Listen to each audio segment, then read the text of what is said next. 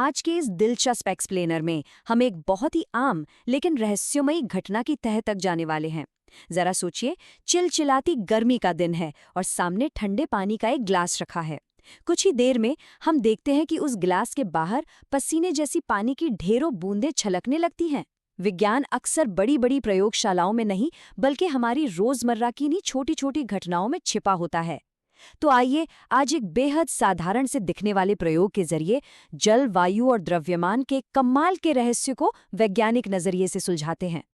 इस रहस्य को सुलझाने की शुरुआत आवी और थिरव के एक छोटे से सीधे साधे प्रयोग से होती है। उन्होंने इसके पीछे का कारण जानने के लिए जो सेटअप तैयार किया वो एकदम आसान था। बस एक कांच का ग्लास लिया, उसे पानी और बर्फ के टुकड़ों से आधा भर दिया।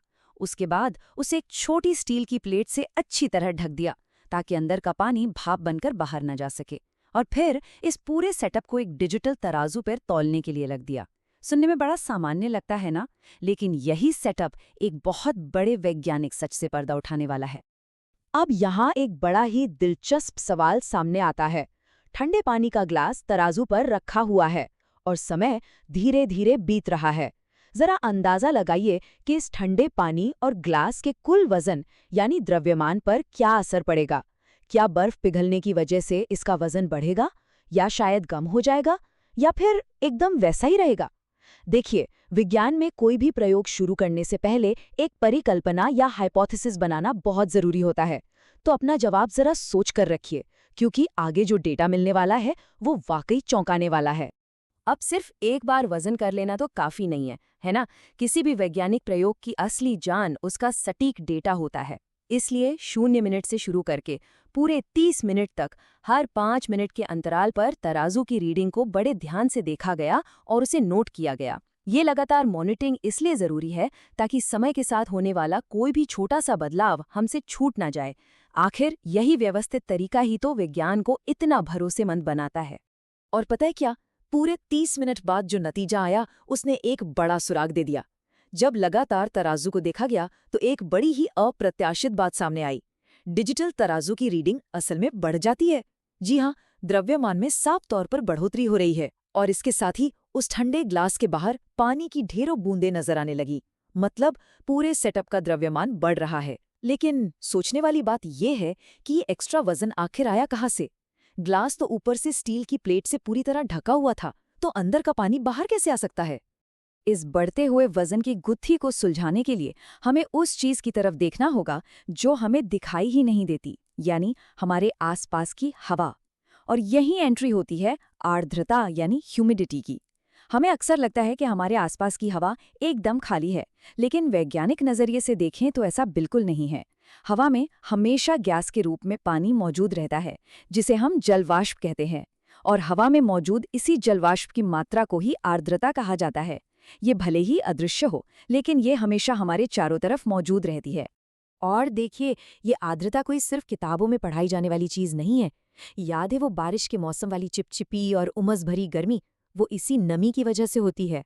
किसी भी शहर की दैनिक आर्द्रता के आंकड़े रोजाना समाचार पत्रों और मौसम की जानकारी में छपते हैं। अगर हम पूरे एक साल का डेटा इकट्ठा करें तो इसमें बहुत ही दिलचस्प पैटर्न देखने को मिलते हैं।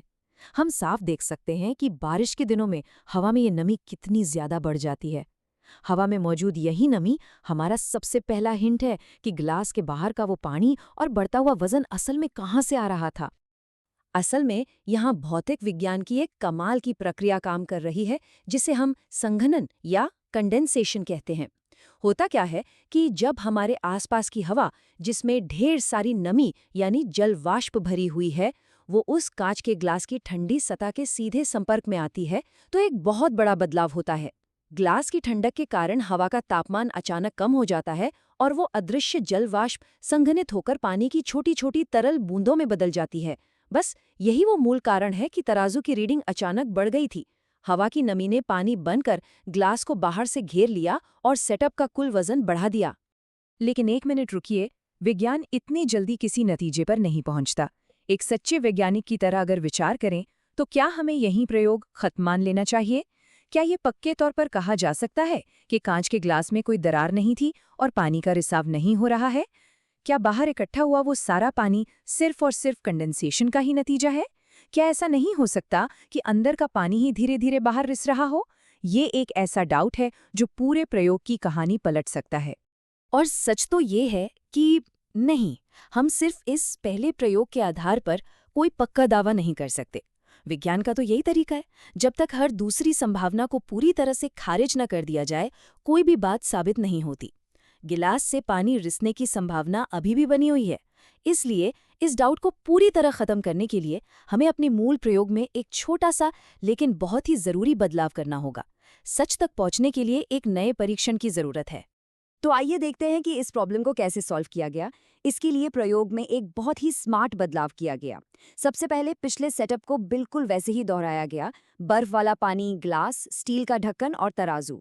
लेकिन इस बार प्रयोग शुरू करने से ठीक पहले कांच के गिलास पे पानी के शुरुआती लेवल को एक परमानेंट मार्कर या पारदर्शी टेप से एकदम साफ मार्क कर दिया गया।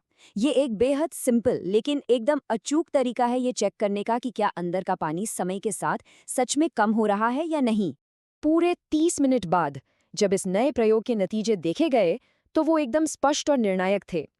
ये साफ तौर पर देखा जा सकता था कि कांच के गिलास के अंदर जो पानी का लेवल था वो मार्कर के निशान से जरा भी नीचे नहीं गया। वो एकदम अपनी जगह पर स्थिर था। लेकिन दूसरी तरफ गिलास की बाहरी सतह पर अभी भी अतिरिक्त पानी जमा हो रहा था। ये तुलना अपने आप में एक बहुत ही बड़ा और ठोस सबूत है। और अंततः इन मजबूत सबूतों के बाद अब एक ठोस वैज्ञानिक निष्कर्ष सामने आता है। ये नया प्रयोग बिना किसी शक के ये साबित कर देता है कि ग्लास से पानी बिल्कुल नहीं रिस रहा था। जाहिर है, अगर थोड़ा सा भी रिसाव होता तो अंदर पानी का लेवल मार्कर से नीचे जरूर चला जाता, है ना? इसलिए वो जो एक्स्ट्रा पानी बाहर जमा हो रहा था और तराजू का वजन बढ़ा रहा था, वो 100% हवा में मौजूद नमी के संघनन का ही नतीजा था। ये पूरा प्रयोग हमें दिखाता है कि कैसे एक साधारण सी दिखने वाली घटना के पीछे भी कितना गहरा विज्ञान छिपा होता है। इसने साफ कर दिया कि हवा में जल वाष्प जैसी चीजें मौजूद हैं जो हमें दिखती तो नहीं हैं, लेकिन उनका एक वास्तविक भौतिक प्रभाव होता है, इतना कि वो वजन तक बढ़ा सकती हैं। तो आज के इस दिलचस्प एक्सप्लेनर को खत्म करने से पहले एक सवाल छोड़कर जाते हैं। हवा में ऐसी और कौन सी अदृश्य चीजें हैं जो लगातार हमारे पर्यावरण पर असर डाल रही हैं, लेकिन